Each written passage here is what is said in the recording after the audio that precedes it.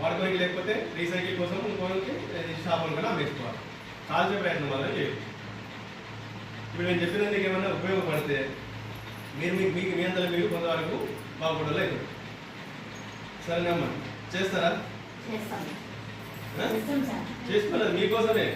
నేను చెప్పిన పైన ఏముంటుంది ఈ చదువుతో ఇన్ని ఈ చదువు వదిలిపెట్టుకుంటే మనకే నష్టం. మంచి కుటుంబం, ఇంకా 50 మందిలో బతికేటోడు ఏది చిన్న ఆయన తెలియకనో తెలిసి చేసిన ప్లాస్టిక్ వాడడం వల్ల ఎటువంటి అలవాటు లేదంటే అని పేరు అని కుటుంబం మీద రోడ్డు మీద పడుతుంది. సరేనమ్మా,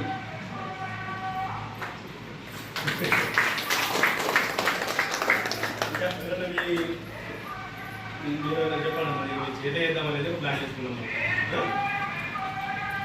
సెక్రటరీ సార్కి, మన గ్రామ పంచాయతీ సిబ్బందికి, ఇక్కడ వచ్చిన విఓఎస్కి, గ్రామ మహిళలకు అందరికీ శుభోదయం.